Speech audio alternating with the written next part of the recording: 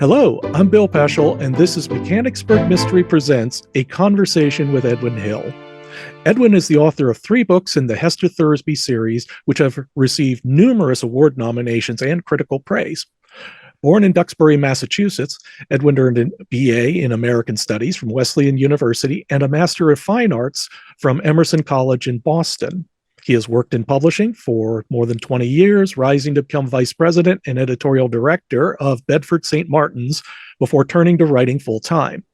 He lives in Roslindale, Massachusetts with his partner Michael and a golden lab, Edith Ann. Edwin, welcome to the podcast. Thank you. Thanks so much for having me. Absolutely. I wanted to say I've been going through The Secrets We Share, which is the 4th book in your writing oeuvre.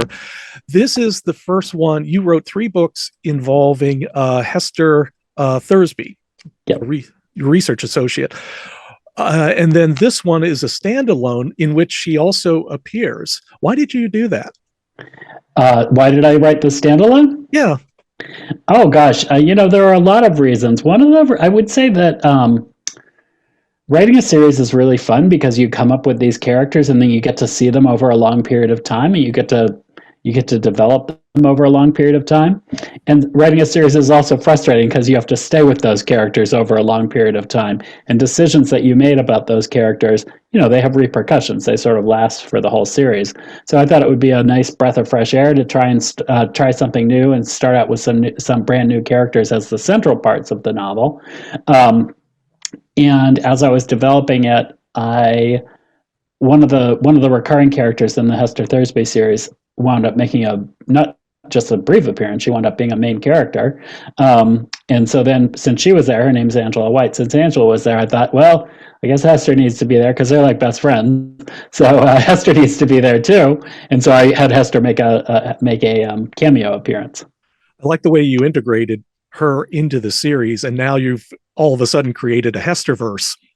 Yeah. And I like it when people do that. A lot of authors do that. I really like Tana French's books, the way, like a minor character will be a major character in the next book in the series, which I think is such a fun, creative way of approaching sort of creating a world and like showing how we're all interconnected.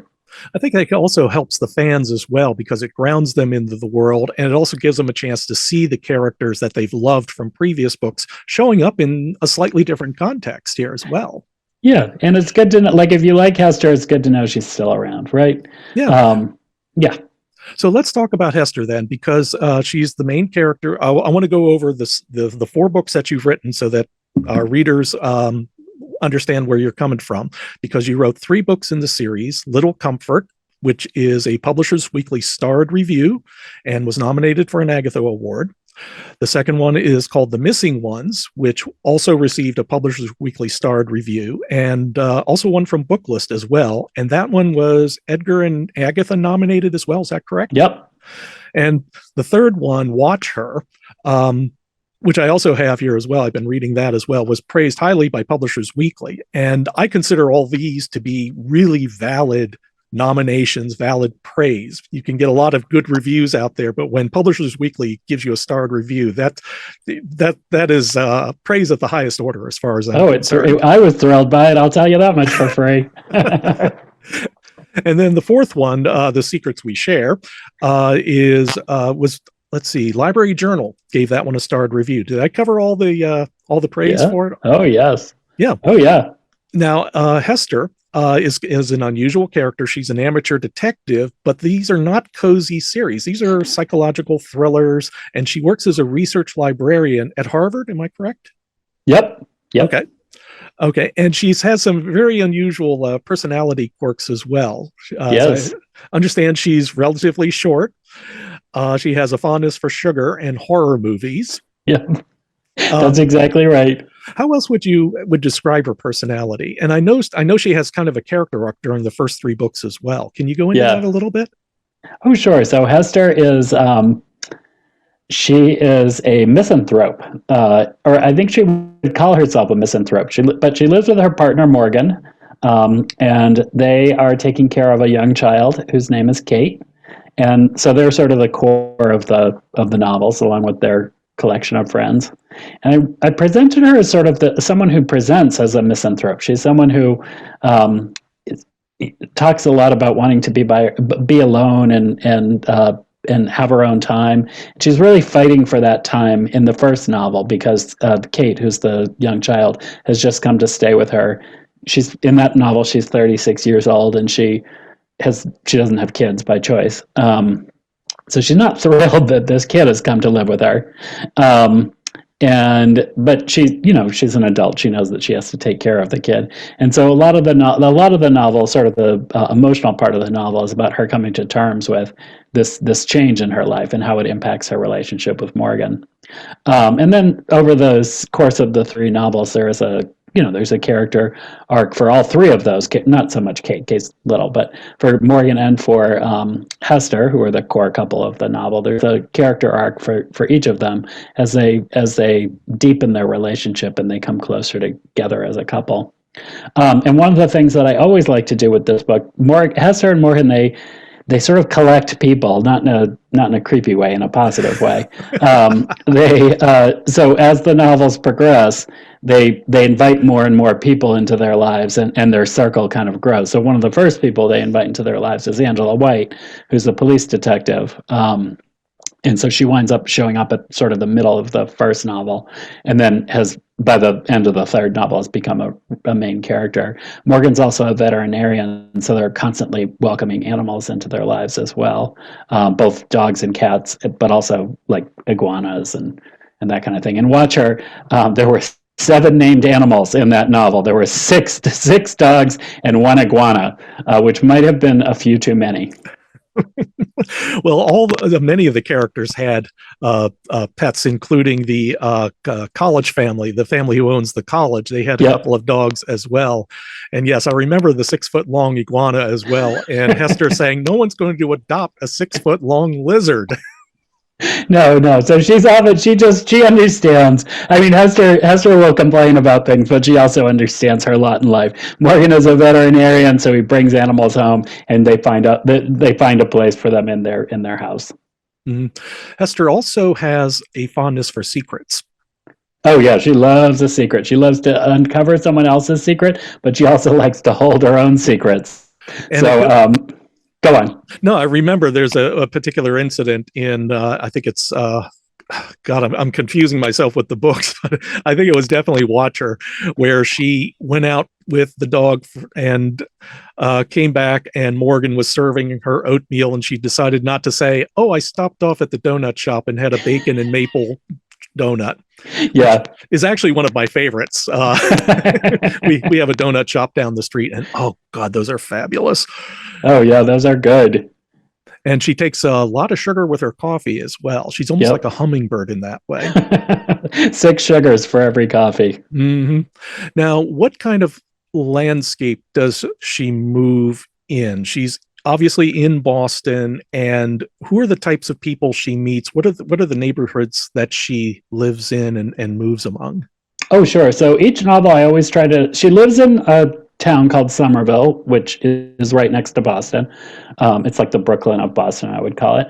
And so, oftentimes the action will take place there. But one of the things I really love about New England is you can go from urban to rural very quickly.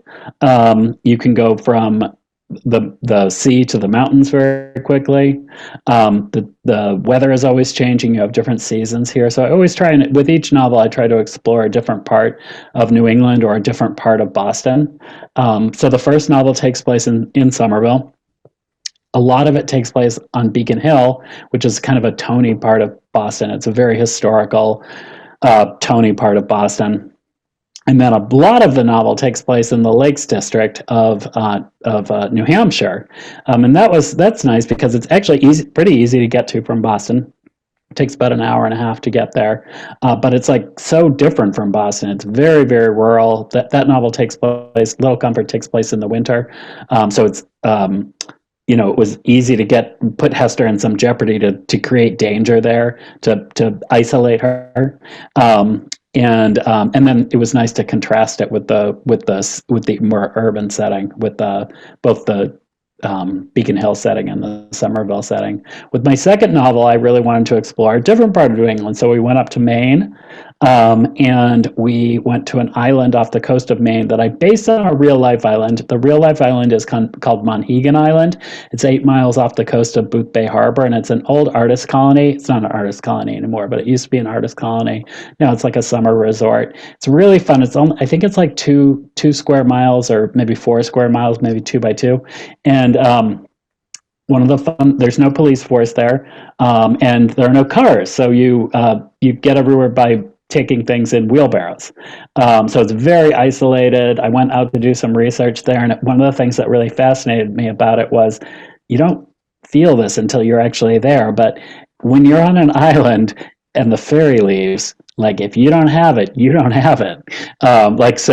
There's like a little general store there that has a few things, but if you didn't bring it in, you don't have it. So you're really, really dependent on the idea of that ferry coming. So I really wanted to explore what it was like to be in an isolated community like that, but also to be so reliant on transportation like that. I can see and then on the third, go on. No, I could see that would be a rare feeling, because anywhere we are in this country, if you need something, there's a store nearby. Oh God, yeah. Oh yeah, and you don't know it. You don't. All of a sudden, the ferry leaves, and you're like, "Oh God, I forgot my, whatever. I forgot my Twinkies, and they're not available. Believe it or not." Another thing about your books that I've noted is that you like to change point of view. That you have like several different characters that you swap among. There was at least 4 in Watch Her. Yeah, that you have, and of course the Secrets We Share, of course they have multiple points of view as well. Is that an intentional on your part, or is that just something called up by the story that you wanted to write? With the Hester Thursby series, I feel like that's part of what the series is. So it's like what I like to do is tell the story from many different points of view, and so that the slowly the pieces of the puzzle sort of form. By the end of the novel, the only person who, like I always say, the reader is the 5th or the 6th narrator or whatever, because by the end of the novel, everyone doesn't know everyone else's secrets. Only the reader knows everyone else's secrets, if I've done my job right. Even Hester, our intrepid investigator, she's not necessarily going to know all of the answers at the end of the novel, though she does pull most of them together. And that's part of the tension of the novel, right? Because we all know things that other people don't know. And like as a reader, it's kind of exciting to get into people's head and explore some of those things. With each of the Hester Thursby novels, I usually did 4 narrators. One of them has 5 narrators. With The Secrets We Share, I went crazy and did 6 narrators, and that was a fun balancing act, I have to say. The novel I'm working on right now has 7 narrators, and then actually that's the one I'm finishing up right now. And then the next one I'm working on is just going to have a single first person narrator, which will be interesting for me. There are a number of, it's very common, especially in cozy mysteries, to have a single person narrator. So I can appreciate how different this felt to me, to be jumping from one person to another. And it's all very clear, I mean, in Watch Me, you have the chapter headings with the person's name. So, oh, this is Angela. Okay, this is Hester. This is somebody else as well. Who do you consider your ideal reader for these books? Oh, I would say anyone who likes they have elements of traditional mysteries. They have like a rough edge to them. So I mean, they're not like overtly violent or anything. But if you like something with an edge to it, you like something with good character development. I do think the characters are really deep, and you like a complex mystery. So again, you are a participant in these novels, so you're helping to put these pieces together and creating a whole at the end of the reading experience. Mm-hmm. I noticed that you said in previous interviews your first book was inspired by a true crime case, the case of Clark Rockefeller. Is this something that you find yourself inspired by to do for your other books as well? Sort of. Not so much. The one I'm working on right now, sometimes I'll read about something in the news, and I don't even want to say what the thing that inspired this current novel, because it's like I don't want to like pile on to someone who's been humiliated already in the world. And so I read about something that sort of inspired me to write this novel, but then I changed it enough so no one's ever going to see the original. No one will ever see what inspired me in the first place. And like the person who did it has already, like, we don't need to pile on. So, but yeah, you know, you'll see little ideas here and there, and you'll see, oh, what can I do with that? And kind of go from there. I find that's what is fascinating to me, because I wouldn't say I'm a true crime buff in a way, although I find there are certain books that I find very fascinating, and a homicide freezes in time everything that's going on around that person. It's not just the time. You have the location, you have the events, you have what that person did throughout that day, and it's almost like you get a glimpse of how somebody else lives. And I guess that's what I find also fascinating about mystery novels as well, is of course you do get that same kind of feeling that you're participating in someone else's life. Mm-hmm. Is there any do you tend to draw on your imagination, or are there people that you know, or have you seen things that you end up putting in your books? Where do you find the wellspring of your inspiration? Oh, you know, I try never to base anyone on anyone. I try my best not to base anyone on anyone, but I will take like little snippets of things that people do. A good example is in Watch Her, Hester and Morgan are putting together a jigsaw puzzle together, and they have this ongoing debate about how you put the jigsaw puzzle together. It's been a while since I wrote that book. I think it's Morgan who he doesn't like to look at the picture on the box. That's He great. likes to do it just by putting the pieces together, and that drives Hester crazy. And so like that, I totally pulled from someone, because I have a friend who does puzzles like that, and I'm like, what? It drives me crazy too. And I did alert him that I was doing that. I didn't ask for permission, but I did alert him. So I'll pull little things like that just to add some texture to folks and stuff like that. I mean, I always say like all characters come from the author, right? So even the really bad ones, they come from the author ultimately. So like Hester in part is based on me, Morgan in part is based on me, but all of the murderers are in part based on me as well. It's unusual to hear an author actually confess to that. Well, let's get into the secrets we share a little bit, because this involves a crime. It starts off about a crime that takes place back in 1995. I have to get the dates right. And the impact of that crime seems to follow these characters, these sisters, through. Can you tell us a little bit more about it? Sure. Yeah, so this story is about two sisters. One is named Natalie and the other is named Glenn, like Glenn Close. And it takes place in the current day, but the inciting incident happens in 1995 when they are witnesses to a brutal killing in their small neighborhood. And each of them thinks that they believe they know what happened during that killing, but neither of them kind of shares what they believe happened during that killing. And that knowledge, they sort of carry that forward into their lives, and it informs the way that they interact with the world. So Natalie is a police officer. That's the connection to Angela White. Natalie is a police detective. She's a homicide detective, and she's very buttoned up. She doesn't have a lot of friends. She doesn't have a romantic life. She drinks too much, and she's really just close with her sister Glenn. Glenn, on the other hand, is very gregarious, very outgoing. She has been very successful in her career. She's just she sort of gave up a career in consulting and decided to go into to create a baking blog, and she's right on the verge of big success, which is a really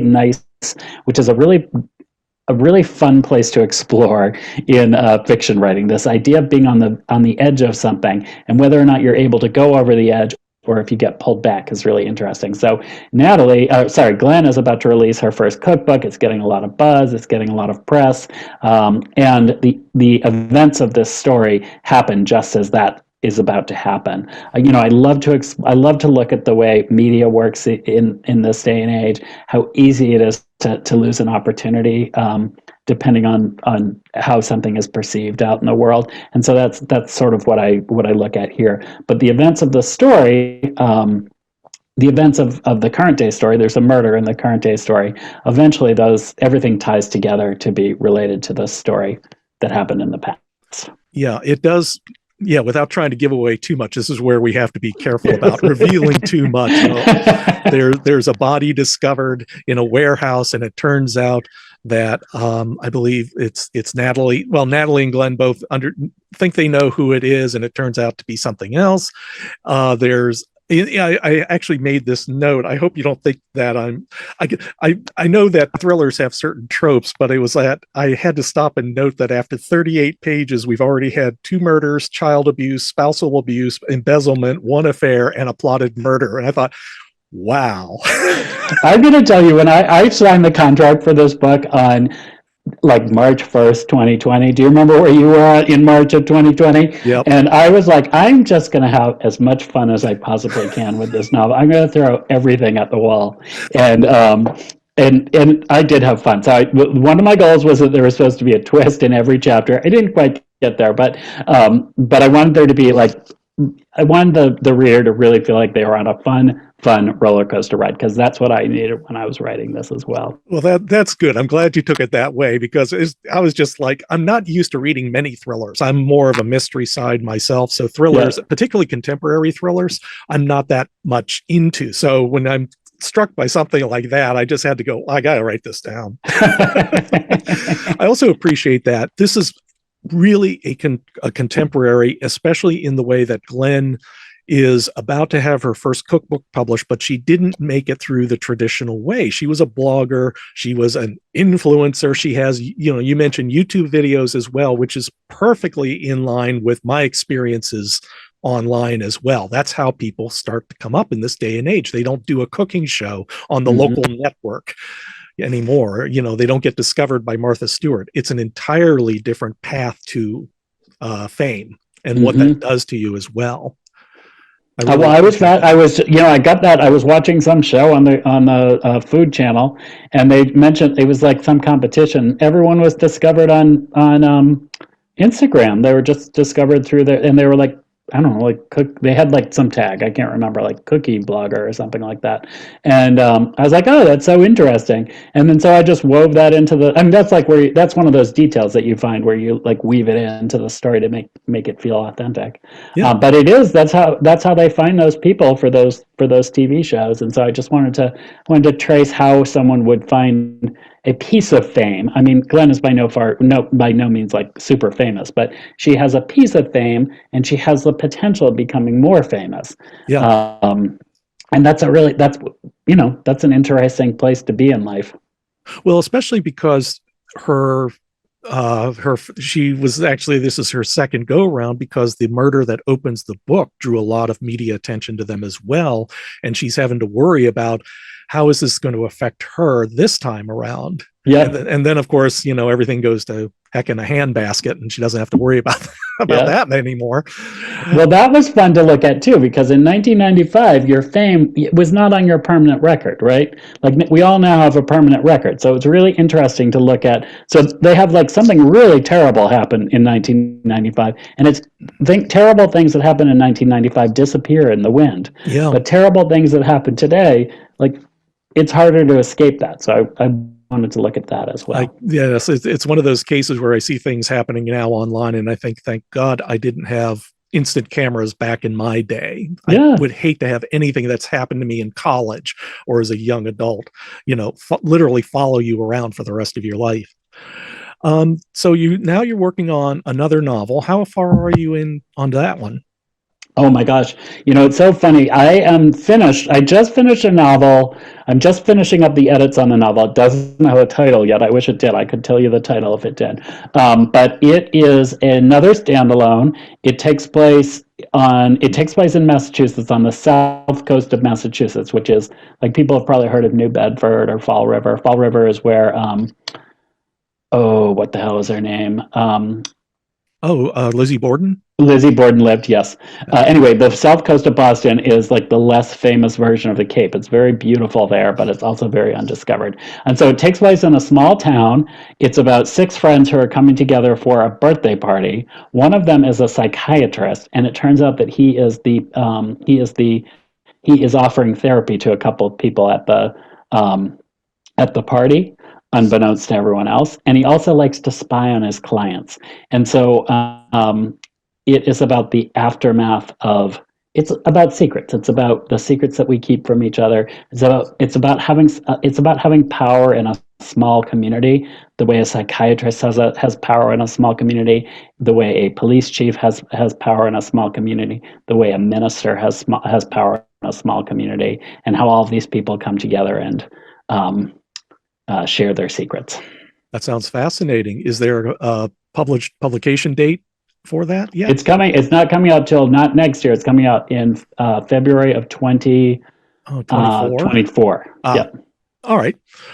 So we'll have to. That's why there's plenty of time to come up with a title. Well, now I also understand, and I also understand because you have your MFA as well, and you're also teaching an online MFA program in genre writing. Is that correct? Yep, I teach at Emerson College here in Boston. They have a traditional on the ground MFA program, and then they have a MFA program for genre fiction, which is taught online.